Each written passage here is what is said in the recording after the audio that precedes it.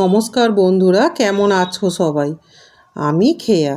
আর প্রতিদিনের মতো আমি আজকে আবার একটি নতুন ভিডিও নিয়ে এসেছি। আমার ভিডিওটি যদি ভালো লাগে একটু লাইক, কমেন্ট আর একটু সাবস্ক্রাইব করে দেবে।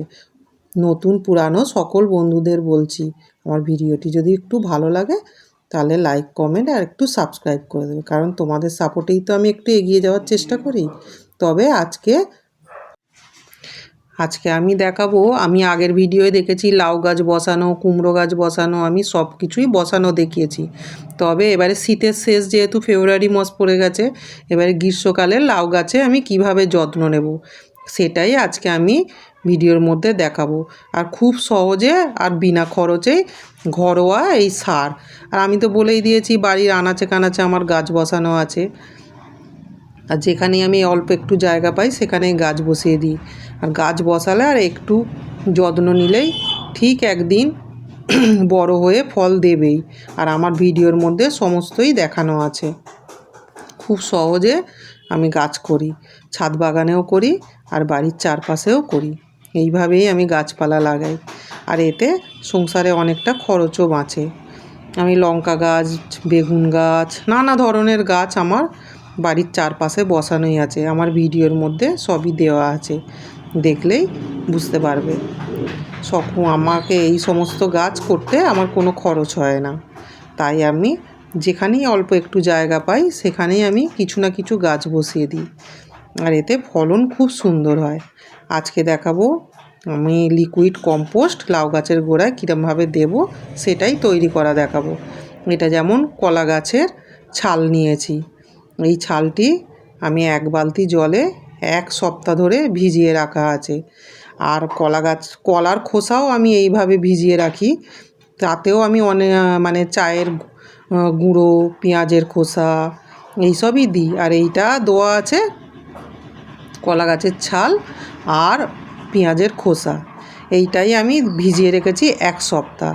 আর এর রং একদম পুরো লিকার চায়ের মতো হয়ে আছে।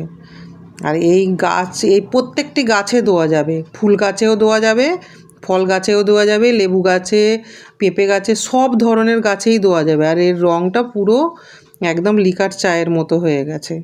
আর এই সারটা, লিকুইড সারটা খুব গাছের পক্ষে উপকারী।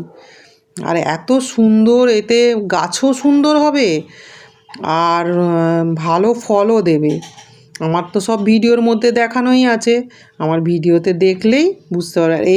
এটা দ্রবণটি আমি প্রত্যেকটি গাছেই ব্যবহার করি, আর এইভাবেই আমি করতে থাকি। এর সঙ্গে একটু আমি সর্ষের খোল 3 দিন ধরে ভিজিয়ে রেখেছি, একটু সর্ষের খোল দিয়ে দেব মিশিয়ে, তাহলে দ্রবণটি আরও সুন্দর তৈরি হবে। আর গাছের পক্ষে তো খুবই উপকারী।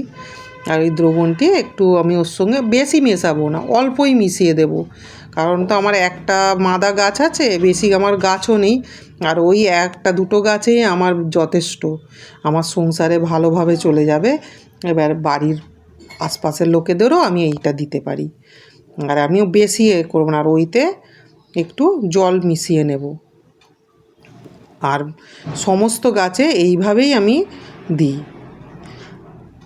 আমার ভিডিওটি কেমন লাগছে বন্ধুরা? যদি ভালো লাগে একটু সাবস্ক্রাইব করে দেবে। নতুন পুরানো সকল বন্ধুদের বলছি আমার তরফ থেকে অনেক অনেক ভালোবাসা থাকলো। আর এইটা 1 বছরের পুরানো গোবর সার, এই গোবর সারও আমি নেব। আর এই গোবর সারটির মধ্যে আর কিছু দেব না। গাছের পক্ষে গোবর সার খুবই উপকারী। আর এটা আমার অনেক দিনের পুরানো গোবর সার, তো ওই জন্য আমি রেখে দিয়েছি। আর এই গাছে, প্রত্যেকটি গাছে আমি গোবর সারও দিই, গোবর সারের সঙ্গে খোল মিশিয়েও দিই, একবারে এক ধরনের মিশিয়ে দিই।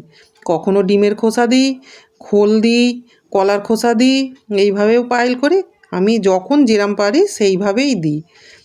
আজকে আমি শুধুই গোবর সার দেব। আর এই যে আমার লিকুইড কম্পোস্টটা আছে, এটাও তো খুব উপকারী। এর মধ্যেই খোল আছে, পেঁয়াজের খোসা আছে, আর কলার গাছের ছাল ভেজানো আছে, তো এটাই খুব উপকারী। এতে আর কিছু দিতে লাগবে না, এটা দিলেই হবে। এই আমার একদম গাছের গোড়ায় দিলে গাছ একদম দৌড়াবে না। আর এইভাবেই আমি করি গাছপালা, প্রত্যেকটি গাছপালা আমি এইভাবেই করতে থাকি। আর এটি আজকে আমি লাউ গাছের গোড়ায় দেব। কুমড়ো গাছের গোড়াতেও আমি ওই একইভাবেই দেব। আর লাউ গাছের গোড়াটার তো আশপাশের পাতাগুলো কেমন হয়ে গেছে, যেহেতু রোদ পাচ্ছে না, ছাওয়াতে আছে, ওই জন্য পাতাগুলো সব আমি চারিপাশ থেকে পরিষ্কার করে দিয়ে গোড়াটা পুরো ফাঁকা করে দিয়েছি। আর ফাঁকা করে দিয়ে আর আমি গোবর সারটি ছড়িয়ে দিয়েছি। তেমন কিছু আমি করতে লাগবে না এই গাছকে, এইভাবে করলেই হবে। অত কিছু আর বেশি খোঁচালে গাছ তো শিকড় ছিঁড়ে যাবে, আর লাউ গাছ যেহেতু শুকি গাছ, আর ওই জন্য অল্প অল্প ওপর থেকে খুঁচিয়ে দেবো, যাতে ওর ওপরে লিকুইডটা দিলে ভিতরে চলে যেতে পারে, ওই জন্য খুঁচিয়ে দেব। আর গোড়াটা তো পুরো আমি ফাঁকাই করে দিয়েছি। এইভাবেই আমি গাছপালা করি। আর কেমন লাগছে বন্ধুরা আমার এই সহজ পদ্ধতিতেই আর আমার ছাদ বাগান করা, বাড়ির চারপাশের গাছকে করা, এইভাবেই আমি করি। কারণ যা সারের দাম এখন, আর যা সার একবার যদি কিনি আমার একবারেই সব গাছেতে দিতে চলে যাবে, শেষ হয়ে যাবে, আবার কিনতে হবে। আর ওতে তো হবে না, তার থেকে আমি নিজেই সার তৈরি করে এরম গাছের গোড়াতে দিই। তাহলে কেমন লাগছে বন্ধুরা আমার এই লিকুইড কম্পোস্ট সারটি? এইভাবেই সহজ পদ্ধতিতেই গাছ করি, আর কিছু বেশি করতে লাগে না। আর বেগুন গাছগুলোও তাই।